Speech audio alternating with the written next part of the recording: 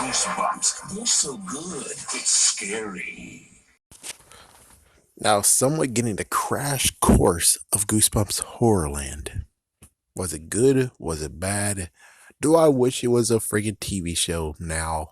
Since I have heard kinda sorta the coverage. It's like it's not as good as it can be because, yeah, my mistake. He spoils it, but he doesn't spoil it good enough. And I'm like, I just need someone who gives me a good coverage of the freaking books. But from his point of view, from everything he gave us, is it a good idea? Was it actually good? Well, it revitalized Goosebumps, thank goodness. That's good. But it's kind of wavery. I mean, okay, well, the thing is that writers change, writers change. They can't easily get the original writers of Goosebumps. They might be dead. They might have gone to do better things. They might be still tied to something. But if they were able to get the original writers of the Goosebumps TV show and they do this, they get Goosebumps Horrorland and they make it into a freaking show and they make it 1 hour long with 30 minutes of the first story and then the second one. I mean, for me personally, I think it actually is still an interesting idea, and Goosebumps Horrorland is a good, interesting idea. Where it's like, here's the story, here's how it ties into Horrorland. It makes good sense. It actually is very interesting. But to hear how it's like, yeah, the story was not as good as it could be, and Stein already admitted himself that connecting worlds is horrible. I mean, not horrible, it's very difficult, which means that technically Stein needed a co-pilot. I mean, look what happened in Nowhere to Run, Nowhere to Hide. We gotta dip and dive and dive. With Animorphs, K.A. Applegate is a two-man team. Two-man team. Basically, we needed one person to go with Stein on this journey and actually does it. It's like many people give accusations that sorry, Sword Art Online in my head. But anyways, it's like they make accusations that he has ghostwriters. Ghostwriters are writing his shit. For sometimes they're writing his shit, and it's like, well, if that's true, how come the freaking damn ghostwriters didn't show up to the rescue at this point? Even though some of the ghostwriters kind of suck. It's like, in quotations, if there were ghostwriters, they kind of suck. Seriously, they kind of sort of suck. This is where they should have actually had someone in the inside who's like maybe a Goosebumps fan, not sure, or at least someone who has experience of world building, and they would actually guide Stein on what he should do with the story. Hammer it out. It's like, allow Stein to do the first book, or allow Stein to actually give one big explanation of what he wants to do in 12 books. Okay. And the person will take that and make it to a point of where here's 12 sectors, even though the last two will have their own books of their own. And he could actually have made it personal, or she could have actually made it freaking shiny sparkle, where it's like, holy frick, the show is Goosebumps Horrorland. And the the first stories are good. Of course, there's many of them that are good. But Horrorland is where you came to see. Is where you came to see. This is the main event. Holy frick, a freaking wingtail diva. And it's like, yeah, that's what he needed. He technically needed someone who actually knew how to do this. As for the crazy thing of, but in Return to Horrorland, didn't he actually made a little connection to, Monster Blood? And it's like, yeah, he sure did. But I think he's good with the hints. He's not good with anything else. And kind of funny where it's like, so you mean to tell me that he's not actually good with connecting stuff? So that means that all this time, when it comes to all those Goosebumps books that are sequels to each other, the reason why they're kind of, it didn't actually, it's connected, but there's a middle one that we missed. It's because for all this time, it turns out that R.L. Stein is not good at actually making sequels or connecting the sequels to the point of where it's like, because, hey, like for instance, Haunted Mask, throw it in there. Haunted Mask, her freaking brother put on the damn mask. Haunted Mask 2. Now we see a new person who was a bully in the first book, and now we're following him. We have no idea what happened to the freaking brother. Most likely got hit with a shovel and the mask came off. Night of the Living Dummy. Slappy's like, is he gone now, slave? Night of the Living Dummy 2. He got bought by a new family. Did we miss something? How the frick did they were able to get Slappy and sell him? Or heck, wait, Slappy was found in so Slappy was found in the trash. Mr. Wood was found in the pawn shop. So basically, did they try to get their money back? It's like that would be funny. They're trying to get their money back from the pawn shop, and it's like, that's not a dummy. No, hell no. We don't want that shit. It's like, we don't know. And plus, since it's a new one, I'm pretty sure since they were happy to get rid of the other one, this time around, they were able to actually just give them this one. They got money back, or did they actually sell it? I'm pretty sure they most likely sell it. A dude who's in a pawn shop, of course, they're not going to be crappy enough to be like, oh, sure, we can take it back and give you your money back. Most likely no. So it is kind of cool that in the end of it, we figured out what exactly is going on when it comes to, yeah, but I mean, it does make you think. It's kind of like what happened with Spider-Man in Spectacular Spider-Man, where it's like the Connors being interviewed is Peter Parker Spider-Man. Ha ha ha ha. But wait a minute, and wait a minute, and wait a minute. No comment.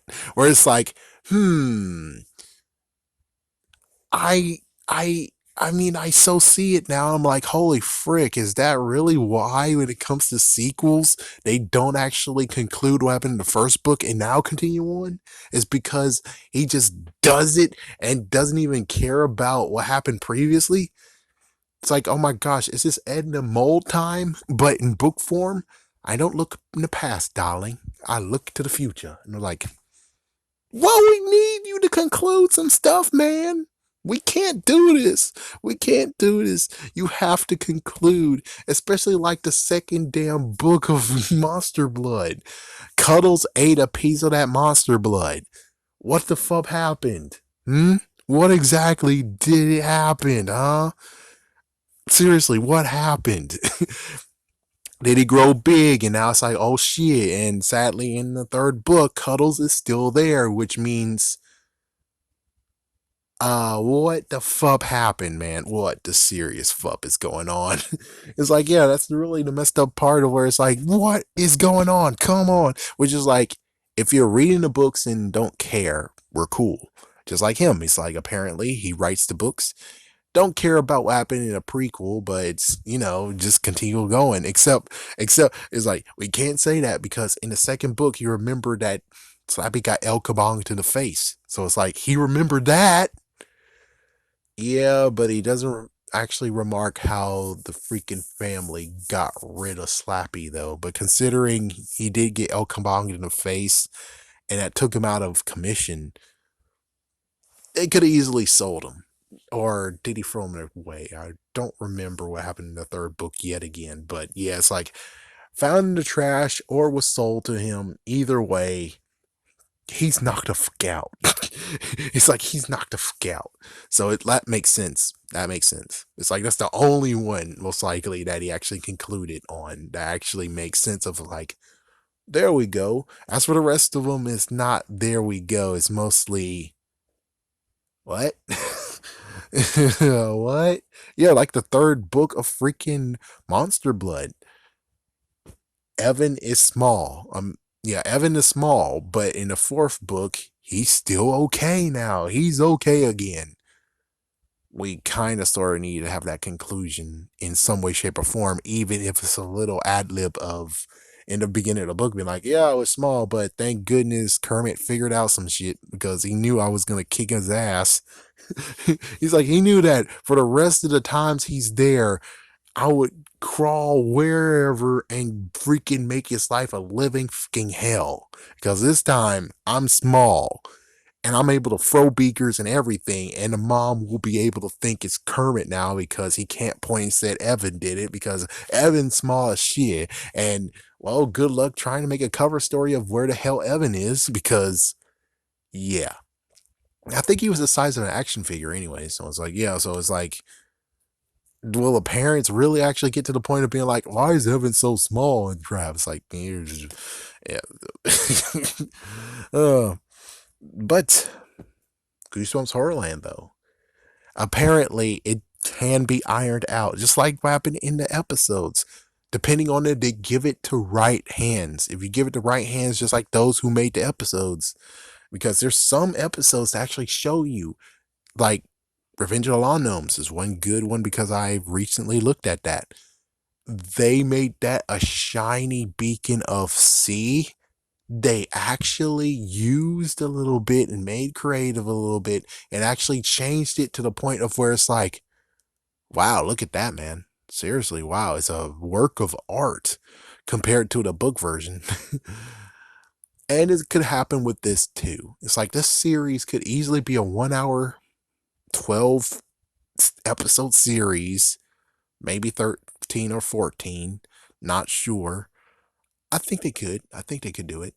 So it's like, yeah, they could make basically make it a 30-minute for each segment, add a little bit more pulp to it for those that actually are kickers. Like, for instance, Dr. Maniac and Robbie Swartz, they can definitely change that to something that actually works for it. You know, it could actually work for its own good.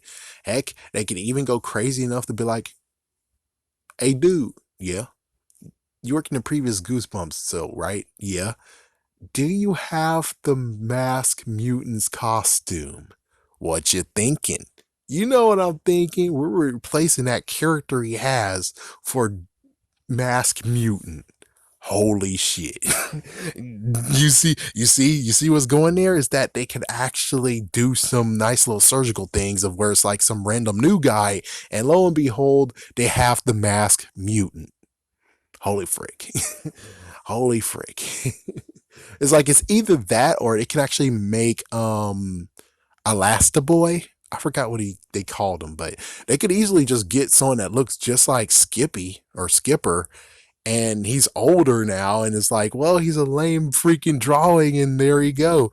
So that's who created him, was Robbie Swartz. Apparently he created that freaking hero, and that's why he's dressed crappily, because that's what freaking Robbie Swartz wanted him to look like. That works out for me. Doesn't work for you, it works for me. Yeah, and you could just try to make it the same way. Heck, if you get the same person who played as Skipper in the Goosebumps episode, that's a holy frick. It's like, yeah, that's a seriously holy frick moment. Even crazier if you actually make Dr. Maniac, who plays as Dr. Maniac, the same person who played as Masked Mutant in the freaking show. If you could do both of those things, wow. Wow. But that really depends, though.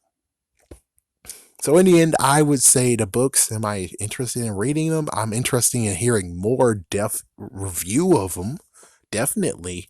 But as for the whole storyline, and if you actually, which a Brett chooses, it's like, you can trust David. Come on, you can trust David. It's like, okay, well, just damn, man. Just damn on the whole entire freaking thing. It seems like the freaking Horrorland series itself needs to be cleaned up from top to bottom. They actually have to freaking see all the parts and make it new again, you know? That's what most likely has to happen, is that the first part, it doesn't really need to be remade. It might need to be a little bit tweaked, but the freaking other story is going to have to most likely get a massive overhaul, to the point of where it's like they have to add hints to it, that they actually have to be like, we need to make sure we know what Ned is. We need to make sure that we have some way of actually having Ned, or crazy enough, you could make Ned someone else. It's like, yeah, you could just change Ned to someone that actually is like, whoa, holy frick, what the hell? He's like, yeah, he's just turn Ned to something else. The good news when it comes to the Horrorland thing is that if you connect Horrorland to Horrorland, the TV show episode, then you're fine, because Well, the only messed up part is that the whole thing of that they made it a TV show, so it would be kind of like they have to add some stuff to it to actually make it seem like it is a TV show still. Yeah, but the sad part is that it's not a TV show. It's like, yeah, it's not a TV show within a book. Now it's basically some dude who was just freaking posing as Horrorland, which that's pretty cool if you think about it. It's like, so Horrorland did get closed down, and then you have this new person who takes over, and why not? He has the power to make horrors, I guess. He can make horrors of his own or something, or they're under new management or something. It's like Panic Park turns into something that's like, yeah, Panic Park might have to go. It's like Panic Park might have to go to the point of where it's like they have to change it from, oh no, it's all gray and crap. And it's like, instead of Panic Park being like, oh, it's from another dimension and it needs to be turned back to the original dimension and all that crap, it might be to the point of where they have to actually make it like kind of like Who Framed Roger Rabbit, where the freaking bad guy this whole time is gray. He's gray himself. And the only way how he can actually truly step foot off of the freaking grounds and create his horrible horror and actually can go into the world and world domination and bullcrap and stuff like that is he has to actually become not gray anymore. You know? It's like, that's it. It's like, and it could get to the point of where maybe kind of sorta it was Robbie's fault for creating him. It's like, yeah, if we could actually put that in there where it's like, oh, wait, I know you. It's like, yes, you better know me. I created him. Oh shit. And it's like, but you're trapped, right? It's like you're trapped here. I didn't ink you. I didn't actually make it. It's like something like that. I don't know. It's like you have to deal with episode 5. If you actually make episode 5 where it's like maybe they change it to the point of where Dr. Maniac is in the world, but he basically just got rid of all his color, and he's like, no, and he's now in the comic book sealed because he's not in color. That works, right? That freaking M works. That would be pretty cool. But I don't know how this plays out. It's like, yeah, Panic Park, that last bit of it seems very, very not helpful. That's the real thing. It's like, it's not helpful at all. At least the good news is that CGI is not that bad to have anymore. So it's like, yeah, many of the CGI monsters is not going to be that bad anymore. So that's good. Excuse me. But that's about all. I mean, yeah, it's kind of like the Dark Masters in a way. And having 16 kids, oh, frig. I don't know how that's going to even work. It's like, yeah, 16 kids, damn. Oh, man. It can't really work in a TV show, anyways, because the 2 kids that they choose to replace those 2, well, unless they actually do it, but they do it in Spider-Man Unlimited form, which means that they have to make brand new scenes from old stuff, you know? That means that they have to actually do like candid shots and candid like flashbacks and stuff, you know? Yeah, that kind of works, but it's like, I don't know, man. It's like that is asking for too much. But it seems to me that when it comes to the books, will I actually read them myself? I'm not sure. Maybe someday. But of course, that's only if I actually find someone else to bounce off ideas and stuff on, because that makes sense. Yeah, I do have the first 2 books. I saw the third book. It's like I saw the third book fresh and brand new in the store, and I'm like, oh wow, that's freaking crazy. But I buy new if I can buy it for like 99 cents and just wait. So it's like, that's how it's gonna go. At least I found some of it. Yeah. But it would be cool. You know, it would be very, very cool and interesting in itself, especially the book, the TV show. The TV show format for this, it actually will work perfectly fine. Now, as for there's a season 2 and 3, in quotation season 2 and 3, which is like there's new ones and then newer ones. So it's like 9 and then 6 or something. Those I don't know. I mean, the arc is done. It's like it's freaking done. Yeah, no, it doesn't really help, does it? I mean, what exactly happens in the second half? I don't think they even did anything. Those are just standalone books now. So it's like, personally, I would love it if they could take the freaking rumor that's now a room. It was is now debunked as a rumor, but I would love it if you actually do it and switch it up. Not that they go back to Horrorland, but we have a victory lap of 6 more episodes, and maybe even just take the 9 episodes over there and just. All I'm just saying is that someone told me that the second half, the next version of Goosebumps Horrorland, is when the kids mixed up get freaking treasures from Horrorland. That's what I heard. So that means, like, for instance, Creep of the Deep, he gets an egg, and the egg was from, they call me Monster, which it turns out, oh, frick, they have to deal with that freaking freakazoid. Who's a good one for this one? Oh, Carly Beth gets Slappy, oh, son of a bitch. Oh, son of a bitch. It's like, yes, you don't have to deal with the freaking Haunted Mask anymore. Now you have freaking Slappy. Oh, shit. um, the kids who have powers have to deal with the freaking Haunted Mask. Um, Maybe we have the 2 kids from Return of the Living Dummy. They see Madame Doom, even though it wasn't her powers that gave them powers. We could still do it. Where it's like they do give powers. They do get powers, but they're temporary. Just like Monster Blood in the second book. So it's like, yeah, I kind of want to have season 2 of where it's like, holy frick, that's crazy. It's either that or they're actually going to make a brand new one and they're going to take all the other books from the previous one. Yeah, so all the other books from season 2 and maybe in season 3, and they take those and make that season 2 and 3. But they have to make a brand new second half, I think, because, well, it was concluded after this 12 books. It's like they didn't know, he didn't know they want more. And then he's like, oh, you want more? And it's like, well, I'm not going to do it the way you want to do it. So it's like, oh, so it's like, yeah, so they can just take it up from there where it's like, okay, we're going to have to make a brand new second half for it. Not to mention, they're going to have to cut out a lot of content if they really want it to fit, because pretty sure he made a full book, not, you know, just saying. And the only thing the Kia response is that if we do have oh wow, I have a time limit now. It's like if we do actually make this series happen, this TV show, then you should definitely make Return to Horrorland.com back. The previous version and also the newer version that does the TV part. Yes, it's like now it's the TV version, which means that now they can go in depth into the freaking series, but they can also look at the past one. So it's like, if you could do something like that, that's cool, right? That would actually work.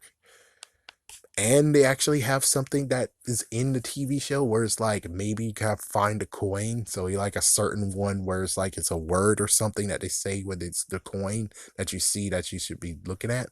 So it's like that's kind of cool. Where it's like, yeah, make a coin and you put the coin inside the episode, one of the episodes, and they have to look through it. Well, one of the 2 segments of the episodes. That would be cool. It's like, yeah, just a single word that they say. And I don't know, maybe for like the first one, they make one of the words that's the spell, that word like Cardano, Carano. That's one of the words that you have to type in to unlock something. It's like, that'll be something cool to do. That's kind of interactive, right? So it's like, if you can do a revamp, but make it crazier, there you go, man. You have something that actually is cool. And yes, sadly, it'll be on Netflix, son of a bitch, but it's either that or baby Disney will freaking wise up and say, oh crap, they have Are You Afraid of the Dark? Well, fuck that shit. We got freaking goosebumps up these ass. Yeah, we kick your ass, freaking you, yeah, Nickelodeon. It's like, yeah, you think you don't have anything to go against? You have nobody? Well, we're here to kick your ass, man. And that's what it's like. That's what you need. You need to be able to kick. It's like someone needs to come over here and basically say, Nickelodeon, I'm not afraid of your ass. You think you have Are You Afraid of Dark? You think Are You Afraid of Dark will save you? No. Goosebumps is back and is gonna kick your ass, Nickelodeon. And maybe even take down your damn sponge too.